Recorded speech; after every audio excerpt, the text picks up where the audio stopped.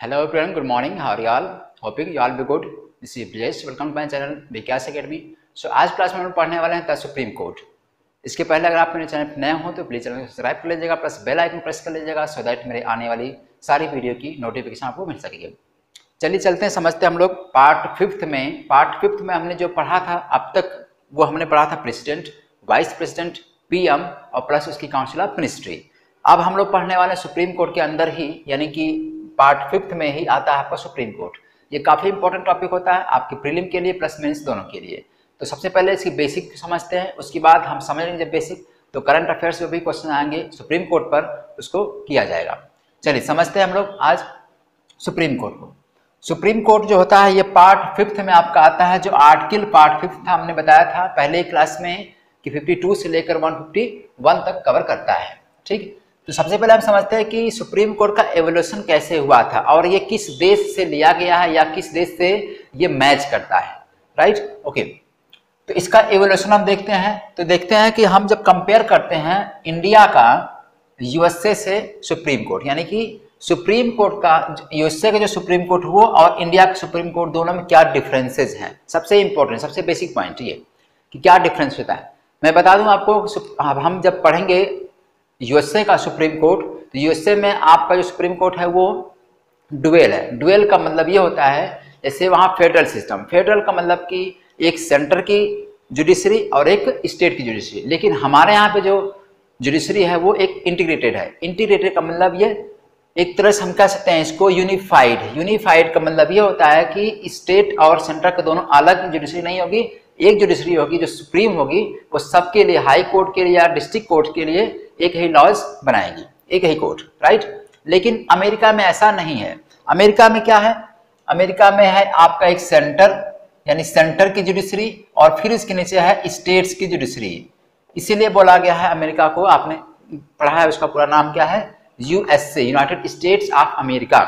जब हम federal words पढ़ते हैं शुरू के बेसिक क्लास में पॉलिटी के, तो हम पढ़े होंगे वहां पे फेडरल का मतलब होता है कि ऐसी गवर्नमेंट जो सेंटर में अलग रूल बनाती होगी, वो फ्री होगी और प्लस स्टेट में भी होगी. ठीक है, तो हमने समझा क्या कि इंडिया का जो जुडिशरी सिस्टम है वो अलग है अमेरिका से. ठीक है, सेम हूबहू नहीं है.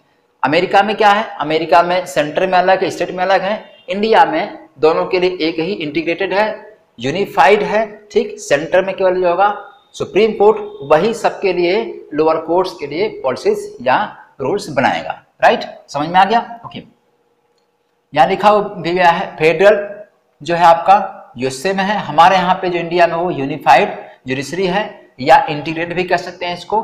ठीक, एडॉप्टेड, इसको एडॉप्ट किया गया था गवर्नमेंट ऑफ इंडिया एक्ट 1935 से.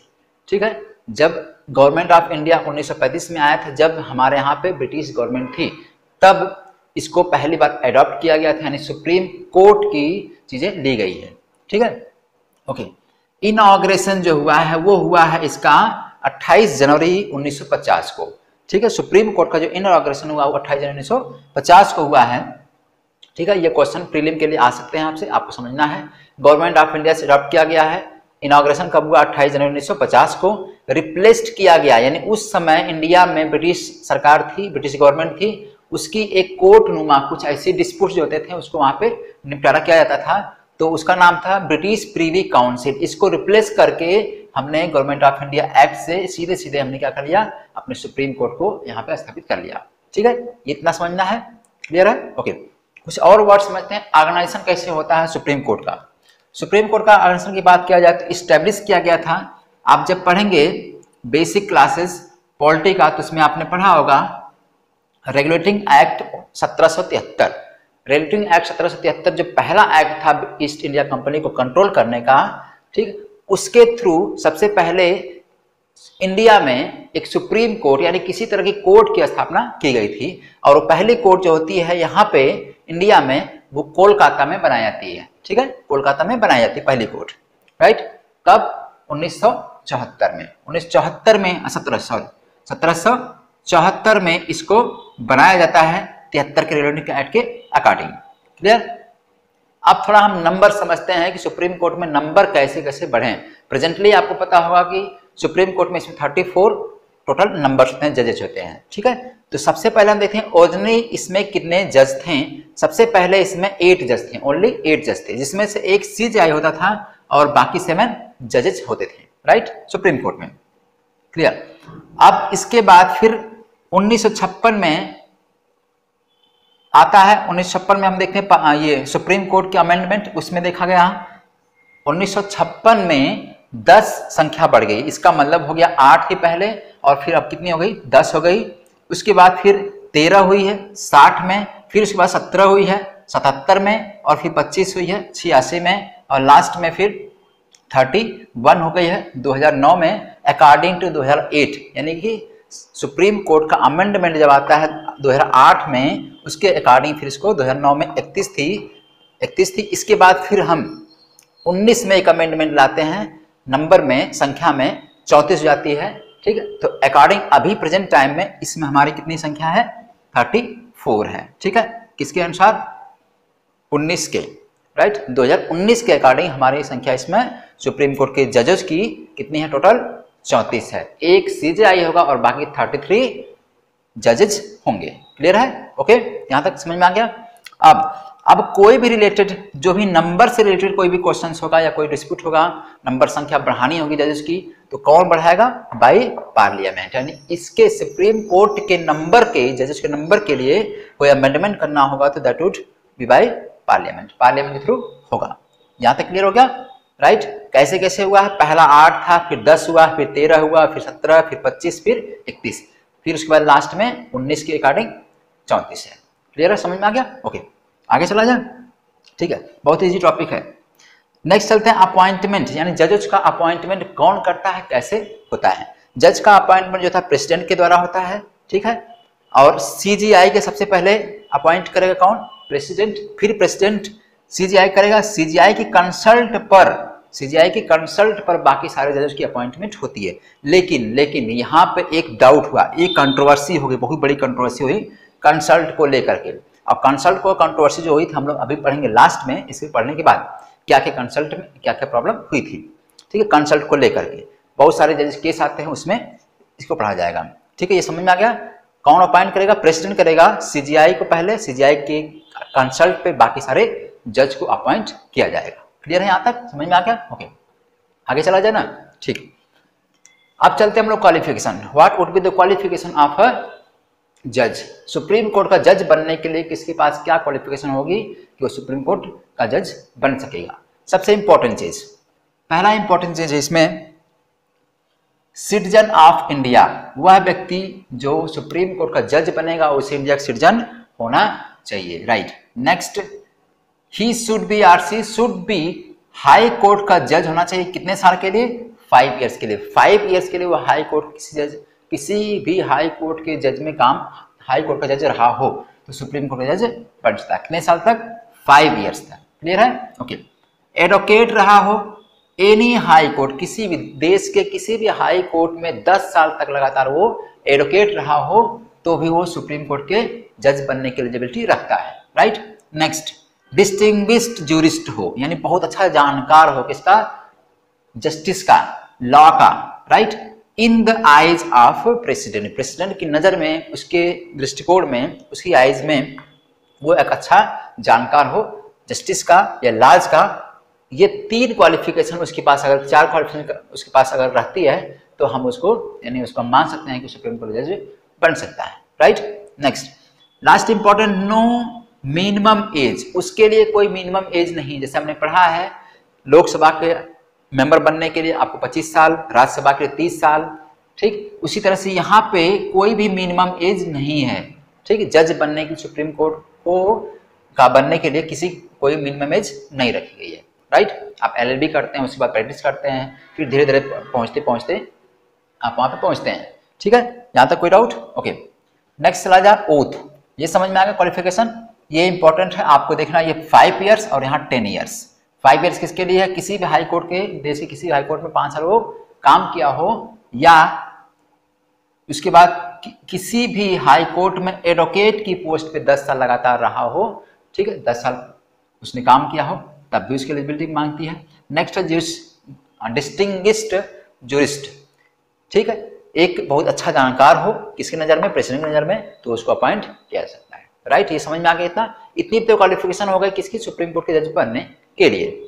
Next, oath. अब ये सुप्रीम कोर्ट के जज बन जाते हैं तो ओथ कौन दिलवाता है, सिंपल सी बात है, प्रेसिडेंट दिलवाएगा, या प्रेसिडेंट किसी को कह देगा तो वो इनको ओथ दिलवा सकता है। राइट, नेक्स्ट, टेनर कितने साल का, टेनर इनका फिक्स नहीं होता है, टेनर इनका फिक्स नहीं है, जैसे 5 साल 10 साल ऐसा कुछ फिक्स नहीं है, लेकिन इनकी एज मैक्सिमम फिक्स है 65। कई बार क्वेश्चन यहाँ से आता है 65 ईयर्स एज होती है किसकी, सुप्रीम कोर्ट के जज की last age. Right, okay, next चलते हैं, रिजाइन करेंगे तो ये किसको देंगे, अपना रिजाइन लेटर किसको देंगे जज लोग, प्रेसिडेंट को।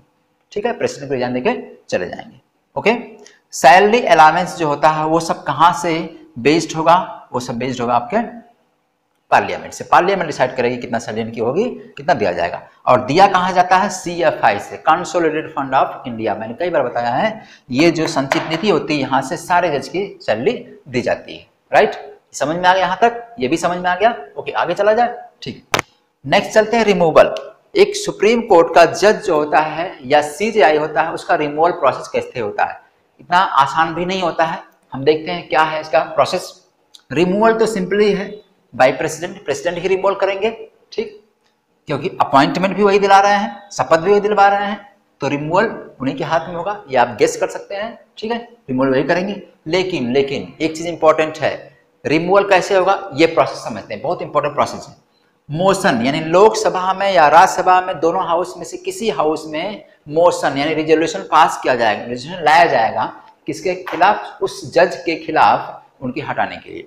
राइट, तो पहला अगर लोकसभा में ये बिल लाया जा रहा है, मोशन लाया जा रहा है, तो यहाँ के कम से कम 100 मेंबर उस पर साइन किए होने चाहिए। राइट, सहमत हो।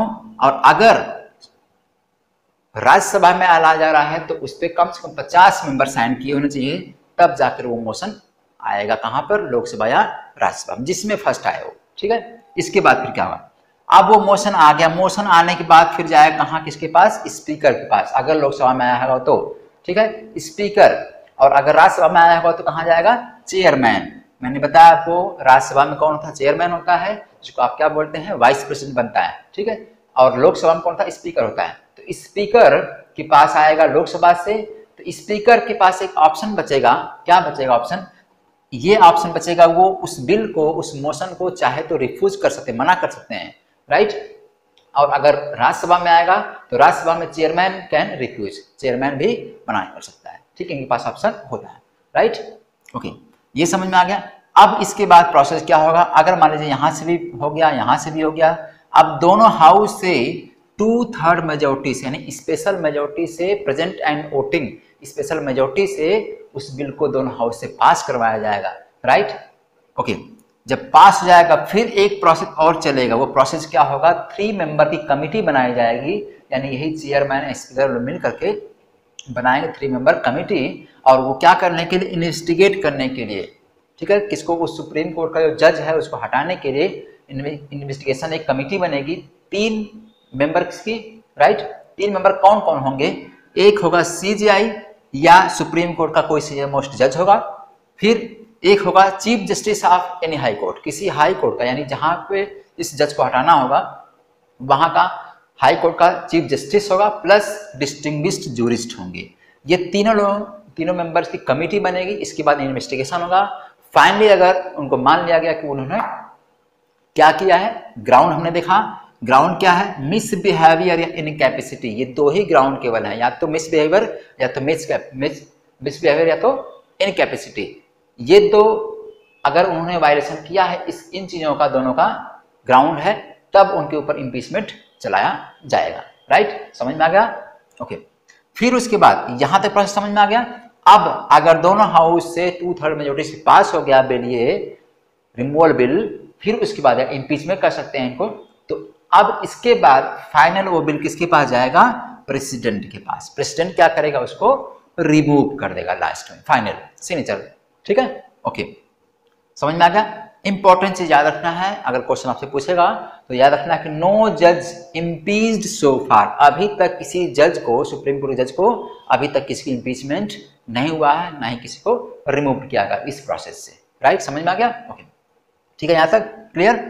प्रोसीजर, एक शब्द है प्रोसीजर। प्रोसीजर का मतलब ये होता है कि जब ये 34 जज हैं, ये लोग जब प्रोसीजर करेंगे यानी प्रोसीडिंग करेंगे कोर्ट में, तो ये कम से कम कितनी बेंच की होनी चाहिए, यानी कितने मेंबर्स की बेंच होनी चाहिए, तो कम से कम 3 जज की बेंच होनी चाहिए। ठीक है, लार्जेस्ट अभी तक आपने देखा सबसे लंबी जो बेंच होती है वो 9 जज की थी अभी हाल ही में, तो 9 जज की बेंच यानी अनइवन हम कह सकते हैं, अनइवन संख्या होनी चाहिए ताकि डिसीजन में कोई डाउट, कोई दिक्कत ना हो।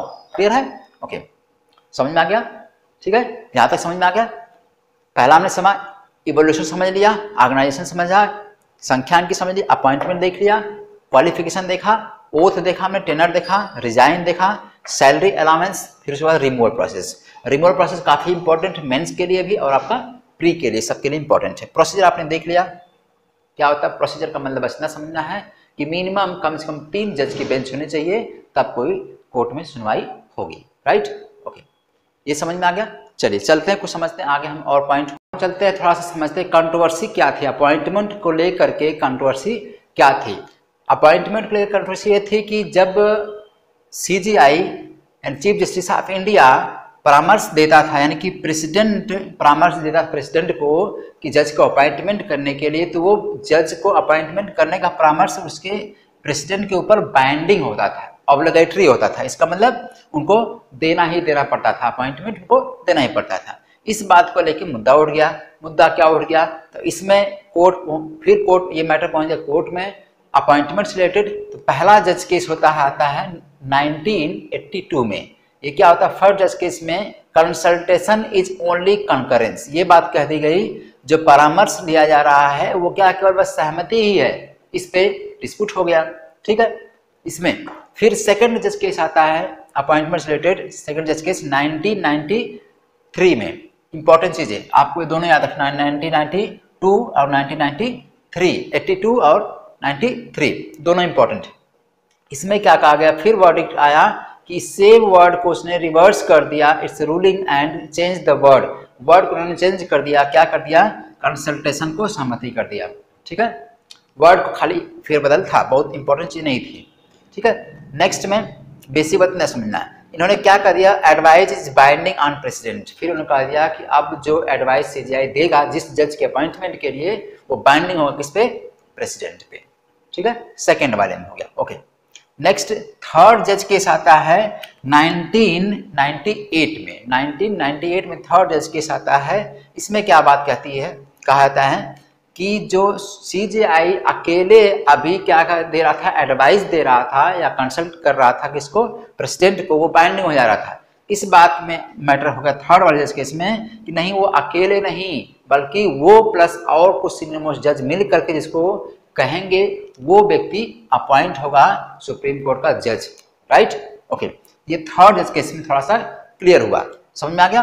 इसका मतलब अब ये बोलते इन्होंने प्लूरलिटी, इसका मतलब प्लूरल, कई लोग होंगे उस जो कॉलेजियम या उस सिस्टम में जो अपॉइंटमेंट जजेस को दे रहा है, उसमें कई लोग होंगे।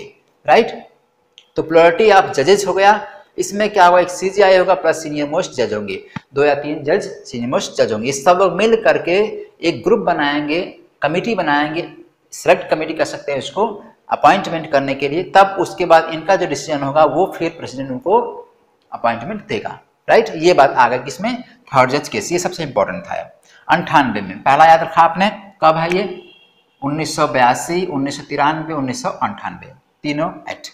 ठीक है, ओके, इसका मतलब हो गया। अब सीधे सीधे बात आ गई कोलेजियम की, एक नया टर्म आ गया कोलेजियम। कोलेजियम का मतलब जज के अपॉइंटमेंट करने की कमिटी होती है। राइट? ओके, ये कोलेजियम 4 सीनियर मोस्ट जज होंगे इसमें, अब प्लस CJI होंगे। राइट? इसमें अब एक और बात आती है नेक्स्ट, 19 संविधान संशोधन 1999 संविधान संशोधन 2014, 99वां संविधान संशोधन 2014 में आया। क्या हुआ इसमें? NJAC एक नया टर्म आ गया, नेशनल जजेस अपॉइंटमेंट कमिटी या कमीशन। नेशनल जजेस अपॉइंटमेंट या जुडिशियल अपॉइंटमेंट कमिटी या कमीशन। राइट? ये आया कब? 99 संविधान संशोधन 2014 में। इसमें क्या किया? इस चीज को इन्होंने रिप्लेस कर दिया, यानी कोलेजियम को इन्होंने रिप्लेस करके क्या ला दिया? NJAC। कब? 2014 में। Very important thing.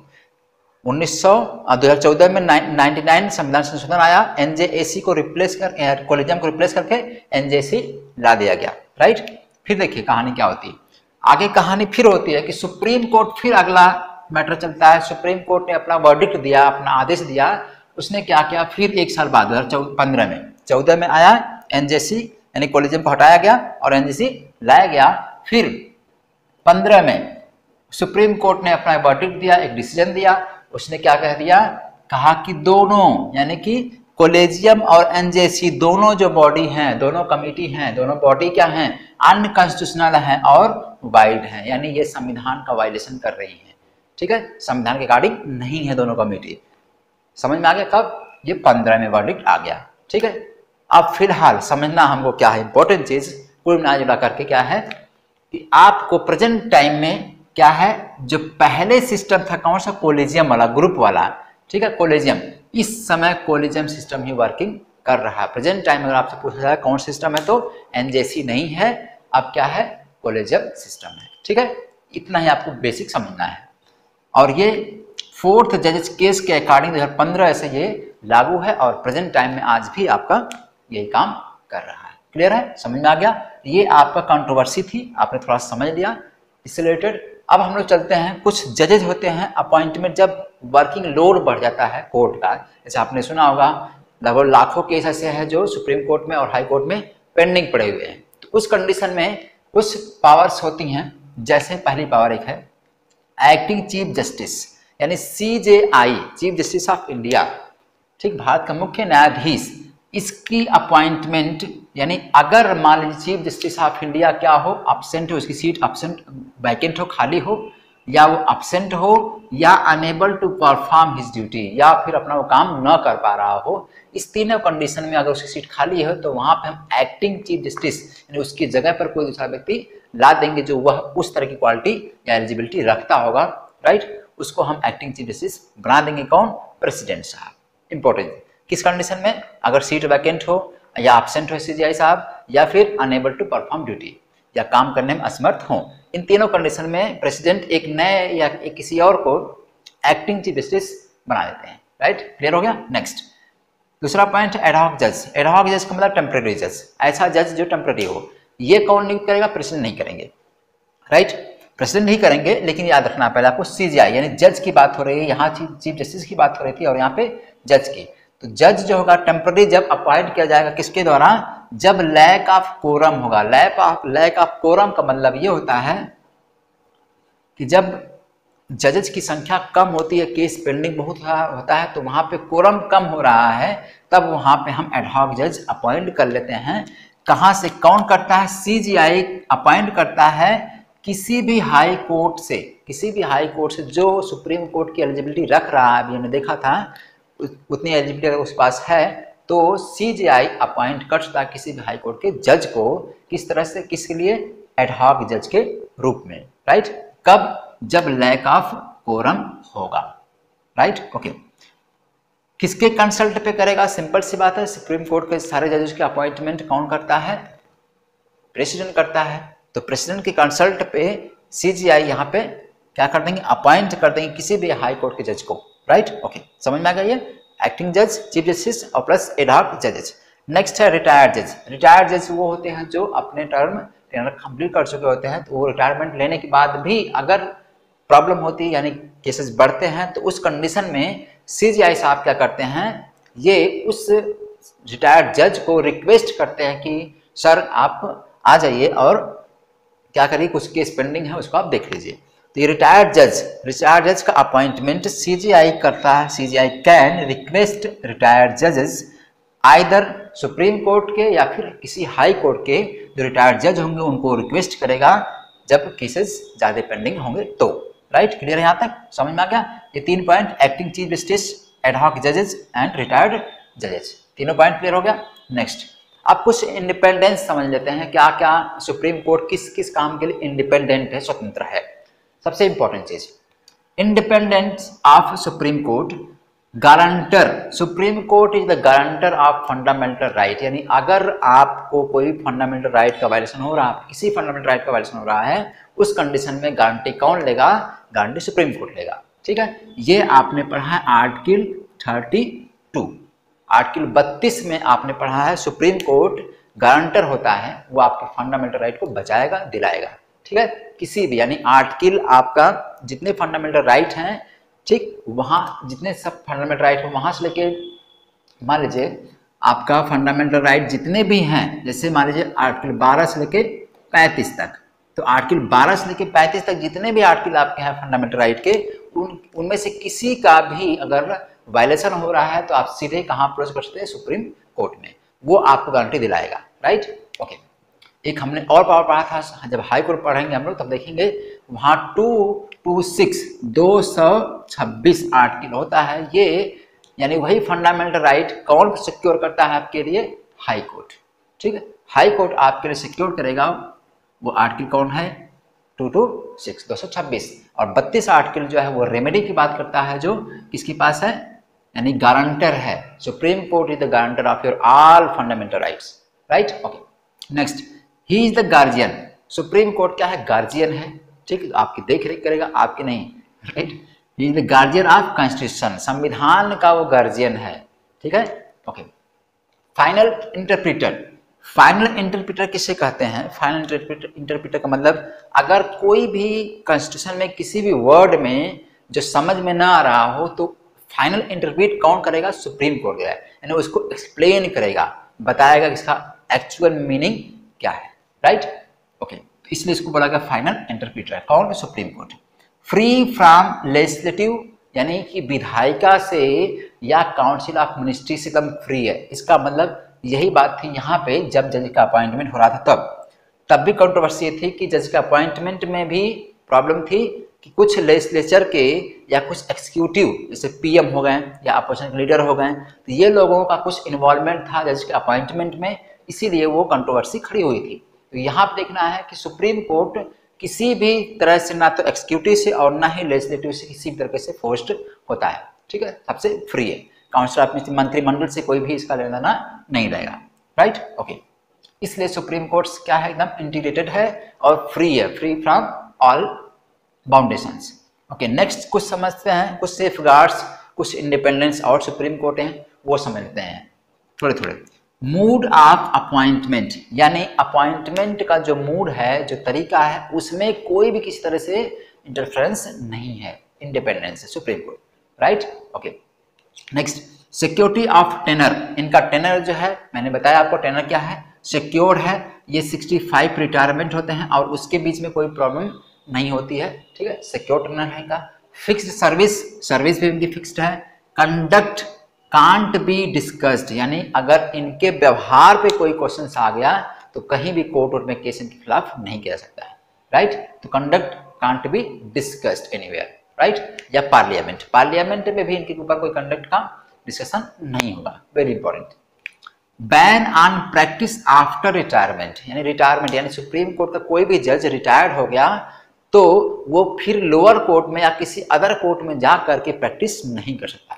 Very important point, यहां से क्वेश्चन कई बार पूछा हुआ है। Right, okay. Next, power to punish on contempt of court. Contempt of court का मतलब होता है कोर्ट की अवहेलना। इसका मतलब क्या है? अगर सुप्रीम कोर्ट के जो गाइडलाइंस हैं, सुप्रीम कोर्ट की जो प्रोसीडिंग्स है या उसके जो दिए गए निर्देश हैं, उसकी अगर हाई कोर्ट या लोअर कोर्ट किसी तरीके से वायलेशन करते हैं या उसको नहीं मानते हैं, तो ये सुप्रीम कोर्ट हाई कोर्ट को या लोअर कोर्ट को पनिश कर सकता है। ठीक है, इसके पास पावर है। राइट, समझ में आ गया। Next, free to appoint staff, यानी अगर सुप्रीम कोर्ट में स्टाफ्स की कमी है, वर्कर्स की कमी है, राइट, उसके स्टाफ्स की सुप्रीम कोर्ट के, तो वो उसको अपॉइंट कर सकता है। Right, next, jurisdictions can't be curtailed, इसकी जो पावर है वो कम नहीं की जा सकती जब तक कि पार्लियामेंट के थ्रू उसको पास बिल न किया जाए, या पार्लियामेंट के थ्रू जब तक कोई बिल पास करके उसकी उनकी पावर को, इनकी जुरिस्डिक्शन को कम न किया जाएगा, तब तक कोई भी आर्टिकल नहीं है कि इनके या कोई भी चीज इनको इनके पावर कम नहीं कर सकता। राइट, समझ में आ गया। तो ये कुछ सेफ गार्ड्स थे सुप्रीम कोर्ट के। ये क्वेश्चन मेंस के लिए भी इंपॉर्टेंट होते हैं, प्री के लिए भी आपका पॉइंट टू पॉइंट इंपॉर्टेंट है। ठीक है, यहाँ तक समझ में आ गया। कंट्रोवर्सी क्या थी ये, ठीक है, इसमें बहुत याद नहीं रखना है, बस आपको याद रखना है 92, 82, 93, 98 और लास्ट में 2014 वाला ये 99 अमेंडमेंट, फिर 15 में और लास्ट में 15 से तब से कोलिजियम सिस्टम चल रहा है, राइट। ओके, कोई दिक्कत? आप कमेंट बॉक्स में आप बताइएगा कि आप प्रेजेंट टाइम का सीजीआई कौन है, राइट। ओके, कुछ पॉइंट और है, थोड़ा सा पावर हम लोग देख लेते हैं। सुप्रीम कोर्ट की कौन कौन सी मेन पावर होती हैं, थोड़ा थोड़ा उसको देखते हैं।